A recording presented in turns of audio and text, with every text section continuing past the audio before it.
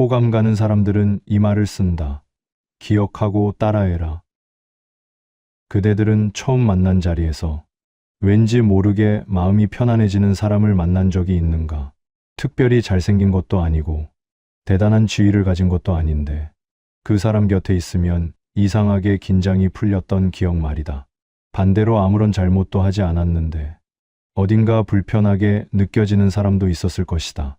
그 자리를 오래 지키기가 어려웠던 그런 만남 말이다. 나는 유배지에서 참으로 다양한 사람들을 만났다. 권세를 잃은 자, 억울함을 품은 자, 고독 속에서도 품위를 잃지 않는 자, 그들을 오래 지켜보며 나는 한 가지를 깨달았다. 사람의 호감은 외모도, 재능도, 지위도 아닌 말의 방식에서 결정된다는 것을. 착하게 굴어도 거리감이 생기는 사람이 있고 말 한마디를 건넸을 뿐인데 마음이 열리는 사람이 있다. 그 차이는 생각보다 아주 작은 곳에 있었다. 오늘 이 자리에서는 사람의 마음을 자연스럽게 여는 말의 습관에 대해 이야기하려 한다. 어렵지 않다. 그러나 아는 것과 쓰는 것 사이에는 깊은 강이 있다. 사람은 누구나 좋은 인상을 남기고 싶어 한다. 처음 만나는 자리에서 더욱 그러하다. 실수하지 않으려 말을 고르고 상대가 불편하지 않도록 표정을 살피고 가능하면 좋은 말만 꺼내려 애를 쓴다. 그런데 나는 유배지에서 이상한 것을 보았다. 잘 보이려 공을 들이는 자일수록 오히려 상대가 슬그머니 멀어지는 것을 말이다. 왜 그런가? 좋게 보이려는 말은 상대에게 닿기 전에 자신에게 먼저 향해 있기 때문이다. 나를 어떻게 볼까를 염두에 두고 내뱉는 말은 아무리 공손해도 어딘가 공허하게 들린다. 상대는 그것을 느낀다. 말로 설명하지는 못해도 몸이 먼저 알아챈다. 과하게 배려하는 말도 마찬가지다. 제가 뭔가 신뢰를 범한 건 아닌지요. 혹시 불편하셨다면 정말 죄송합니다. 이런 말이 이어질수록 상대는 오히려 편하게 있지 못하게 된다. 배려가 지나치면 상대는 그 무게를 함께 져야 하기 때문이다. 나는 유배지에서 만난 한 선비를 떠올린다. 그는 말이 많지 않았다. 화려하지도 않았고 특별히 재치 있지도 않았다. 그러나 그와 이야기를 나누고 나면 왠지 모르게 마음이 가벼워졌다. 무엇이 달랐는가? 그는 상대를 설득하거나 인상을 남기려 하지 않았다. 그저 눈앞의 사람에게 온전히 집중했다. 그 사람의 말을 듣고 그 사람의 사정을 헤아렸다. 그것뿐이었다. 사람은 자신에게 집중해주는 사람 곁에서 편안함을 느낀다. 그것은 고금을 막론하고 변하지 않는 이치다. 호감은 기술로 얻어지지 않는다. 말을 다듬는다고 생겨나는 것도 아니다. 상대를 향해 마음이 열려 있을 때, 그 마음이 말에 배어날 때, 비로소 사람은 그대 곁에 머물고 싶어진다. 그렇다면 그 마음은 어떤 말로 드러나는가? 나는 오랜 관찰 끝에 세 가지를 발견하였다. 첫 번째는 이것이다. 호감 가는 사람은 상대를 평가하기 전에 먼저 이해하려 한다. 사람은 누구나 자신의 사정이 있다. 힘든 일이 있어도 함부로 드러내지 못하고 억울한 마음이 있어도 쉽게 꺼내지 못한다. 그 마음을 품은 채 웃으며 앉아 있는 것이 사람살이의 보통 모습이다.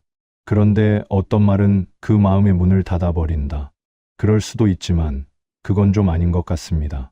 그 정도 일은 아무것도 아닙니다. 이런 말은 상대의 사정을 듣기도 전에 이미 판단을 내린 말이다. 말한 사람은 그저 솔직하게 말했다고 여길 것이다. 그러나 듣는 사람은 다르게 받아들인다. 이 사람 앞에서는 더 말하지 않는 것이 낫겠다.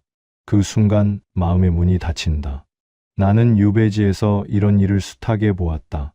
고된 상황에 처한 사람이 겨우 입을 열었는데 상대가 채 듣지도 않고 조언부터 꺼낼 때 그 사람의 얼굴이 어떻게 변하는지를 말이다.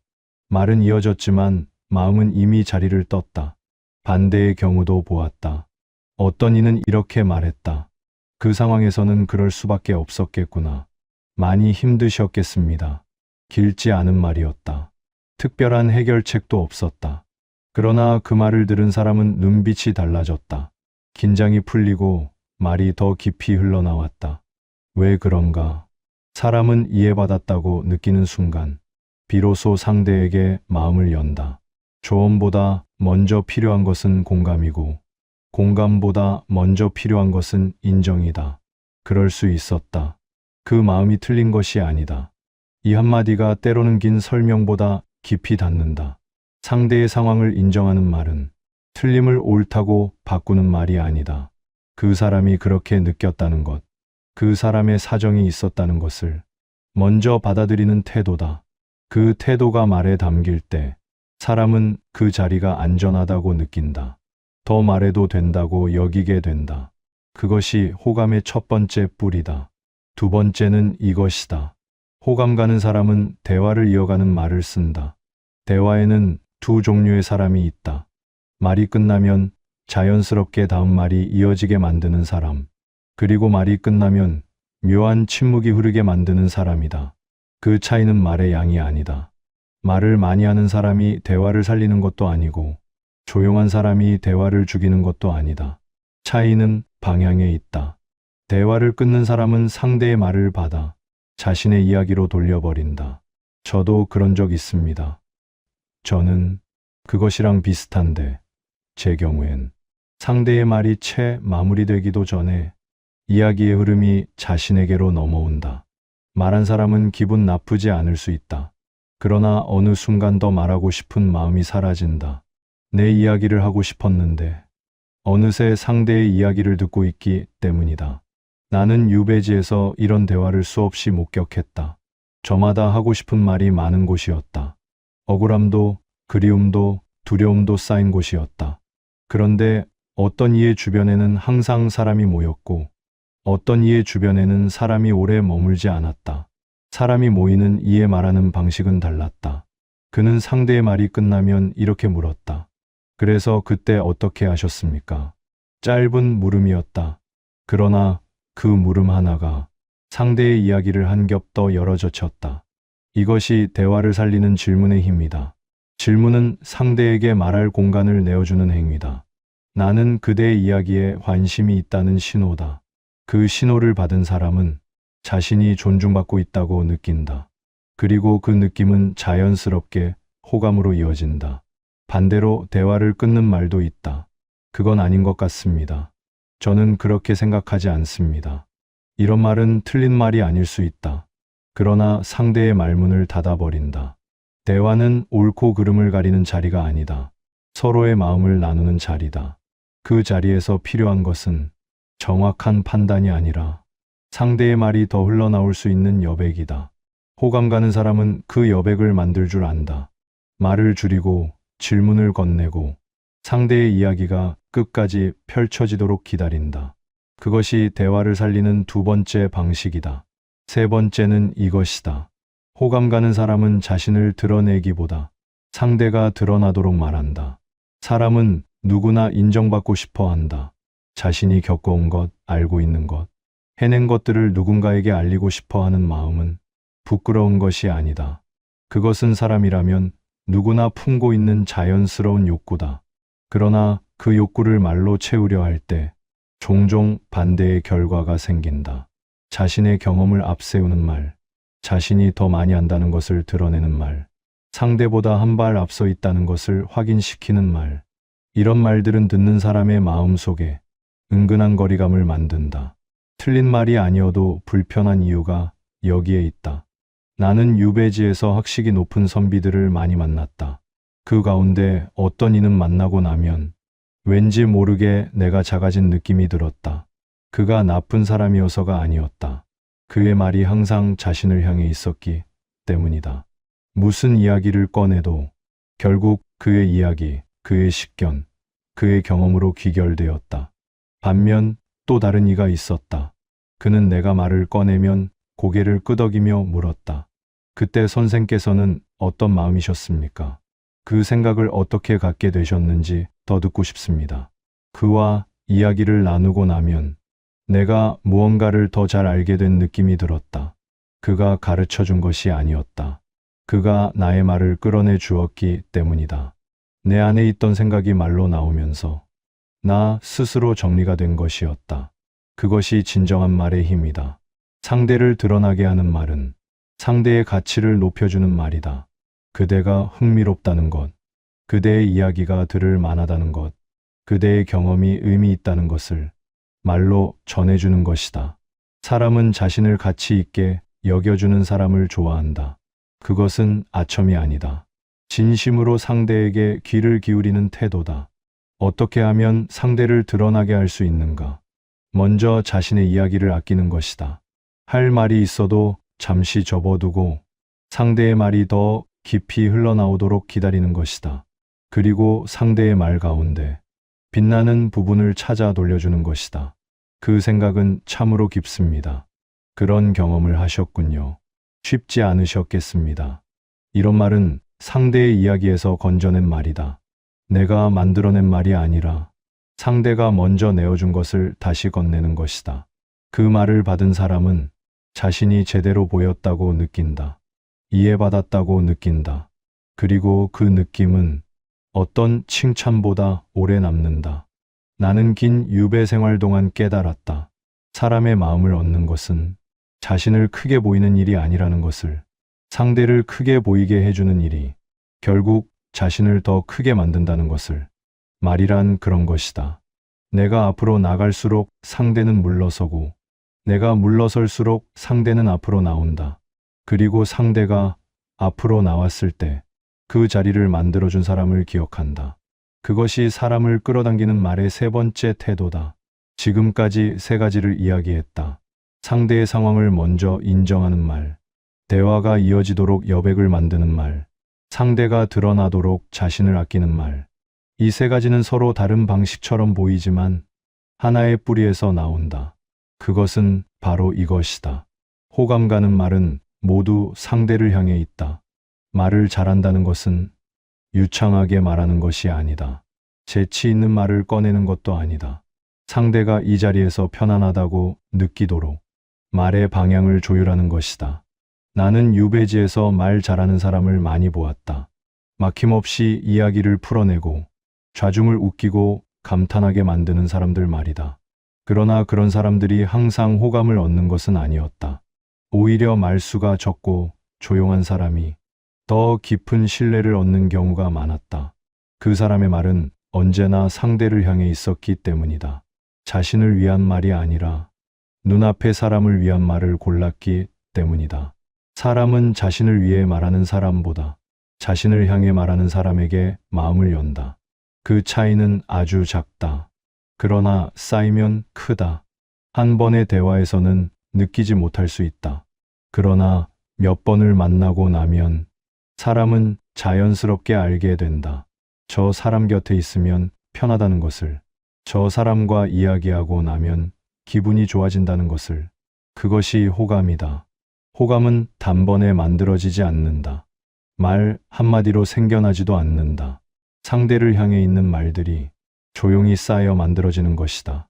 그리고 그 말들은 어떤 특별한 기술에서 나오지 않는다. 상대를 진심으로 대하는 마음에서 나온다. 마음이 먼저다. 말은 그 마음이 밖으로 나온 것에 불과하다. 마음이 상대를 향해 있으면 말도 자연스럽게 상대를 향하게 된다. 억지로 고르지 않아도 그 마음이 말에 배어 나온다. 반대로 마음이 자신을 향해 있으면 아무리 말을 다듬어도 그 빈틈이 드러나기 마련이다. 사람은 생각보다 예민하게 그것을 감지한다. 나는 오랜 세월을 살며 이것을 거듭 확인했다. 말을 잘하려 애쓰는 사람보다 상대를 잘 대하려 애쓰는 사람이 결국 더 많은 사람의 마음을 얻었다. 호감은 말의 문제가 아니라 마음의 문제다. 그리고 그 마음은 상대를 어떻게 바라보느냐에서 시작된다. 그렇다면 그 마음은 어떻게 만들어지는가? 말을 바꾸려는 사람들은 대개 이렇게 시작한다. 어떤 말을 쓰면 좋은지 찾고, 어떤 표현이 상대를 편하게 만드는지 익히고, 대화 자리에서 그것을 꺼내려 애쓴다. 그러나 나는 그 방식이 오래가지 못한다는 것을 보았다. 익힌 말은 익힌 말처럼 들린다. 준비한 표현은 준비한 표현처럼 느껴진다. 사람은 그것을 안다. 말의 내용보다 말이 나오는 방식에서 진심인지 아닌지를 먼저 감지하기 때문이다. 말을 바꾸기 전에 먼저 바꿔야 할 것이 있다. 그것은 상대를 바라보는 눈이다. 눈앞의 사람을 어떻게 보는가? 그것이 말의 출발점이다. 상대를 설득해야 할 대상으로 보면 말은 자연스럽게 자신을 향하게 된다. 상대를 평가해야 할 대상으로 보면 말에 은근한 판단이 섞이게 된다. 그러나 상대를 이해하고 싶은 사람으로 보면 말은 저절로 그 사람을 향해 열리게 된다. 나는 유배지에서 긴 시간을 보내며 사람을 바라보는 눈이 달라지는 경험을 했다. 처음에는 나도 사람들을 판단했다. 저 사람은 믿을 만한가, 믿을 수 없는가? 저 사람은 내 편인가, 아닌가? 그런 눈으로 사람을 보면 대화는 항상 조심스럽고 피곤했다. 그러다 어느 날부터 그저 눈앞의 사람이 궁금해지기 시작했다. 저 사람은 어떤 삶을 살아왔는가? 무엇이 저 사람을 이곳까지 이끌었는가? 저 사람의 마음속에는 무엇이 있는가? 그 눈으로 사람을 보기 시작하자 말이 달라졌다. 의도하지 않았는데 자연스럽게 상대를 향한 말이 나왔다. 질문이 생겼고 귀가 열렸고 상대의 말이 전보다 더 깊이 들렸다. 사람을 편안하게 만드는 사람은 특별한 말을 아는 사람이 아니다. 상대에게 진심으로 관심을 가진 사람이다. 그 관심은 억지로 만들어지지 않는다. 상대를 하나의 온전한 사람으로 바라볼 때 자연스럽게 생겨난다. 저 사람도 기쁨이 있고 슬픔이 있다. 저 사람도 말하지 못한 사정이 있고 드러내지 못한 마음이 있다. 그것을 품은 채 오늘 이 자리에 앉아 있다. 그렇게 바라보면 상대가 달리 보인다. 그리고 그 시선이 말에 담기면 상대도 그것을 느낀다. 설명하지 않아도 전해진다. 꾸미지 않아도 닿는다. 관계가 깊어지는 것은 오랜 시간을 함께해서만이 아니다. 단 한 번의 대화에서도 진심으로 바라보았다는 느낌을 받으면 사람은 그 자리를 오래 기억한다.